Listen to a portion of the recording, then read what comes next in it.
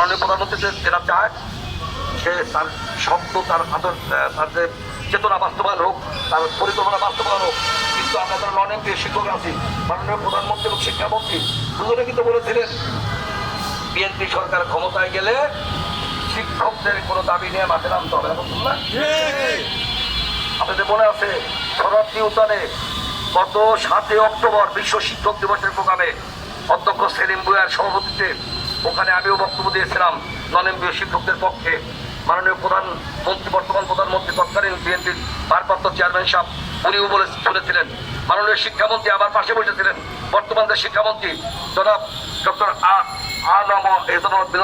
মিলন সাহেব, উনি আমার পাশে বসে, ওনাকে তখনও বলেছিলাম, উনি বক্তব্য বলেছিলেন আমরা বিএনপি সরকার যদি জনগণের ভোটে বিএনপি সরকার ক্ষমতায় আসে, বিএনপি সরকার গঠন করে, তাহলে শিক্ষকদেরকে মাঠে নামতে হবে না দাবি নেওয়া।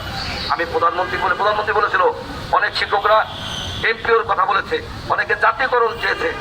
আমরা যদি জনগণের ভোটে ক্ষমতায় যাই তাহলে আমরা কি করব, একটা কমিশন করব এবং সরকারের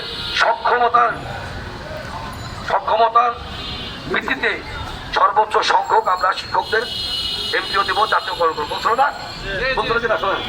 সুতরাং আমাদের রাস্তা আসতে হবে কেন? আমাদের কেন ফুটপাতে ঘুমাতে হবে? আমাদের কেন মশা মাছির সাথে কুকুর বিড়ালের সাথে রাত্রি যাপন করতে হবে? আমাদের সাথে বসে কথা বললেই তো হতো। আপনারা বলেন যে এমপিও আমরা দিব, মাননীয় শিক্ষামন্ত্রী ভুলেও একবার বলেন না যে এমপিও দিব। এমপিও বাজেট আছে আমরা জানি, কত আছে এটা বলতে পারবো না। কেউ বলে 200 কোটি টাকা। আরে গত বছর ফ্যাসিবাদে সরকারি তো 200 কোটি টাকা রাখছো, কারিগরি তো রাখছো 191 কোটি টাকা, অনার্স মাস্টার তো 112 কোটি টাকা, সব মিলে 503 কোটি টাকা ছিল। এবার তো মিনিমাম ডাবল থাকবে নাকি?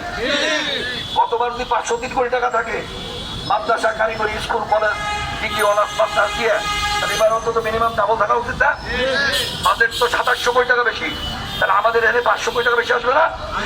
যদি 1000 কোটি টাকা থাকে একটা প্রতিষ্ঠানও নন এমপিও থাকবে না। আমরা সেটাই আমাদের শিক্ষামন্ত্রীর কাছে যে করতে। সুতরাং যেহেতু শিক্ষামন্ত্রীর কাছে আমাদের টিভি আছে, আমরা আজকের যে পদযাত্রা, আজকের যে শিক্ষা মন্ত্রণালয় পদযাত্রা, এটা স্থগিত করলাম।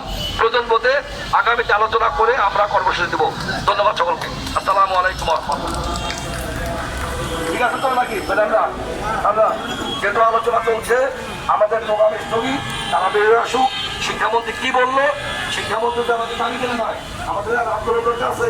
শুধু দর্শক, সম্মিলিত নন এমপিও ঐক্য পরিষদ আজকে তারা তাদের যে পূর্বের ঘোষিত প্রোগ্রাম ছিল সেটা তারা স্থগিত করলো এবং আগামীকাল তারা করার কথা বলছেন। এখানে অধ্যক্ষ সেলিম মিয়া, শিক্ষক নেতা, আজ এই বক্তব্য।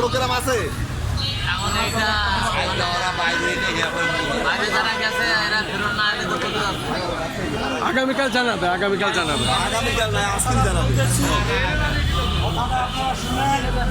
কথা বলতে গেলে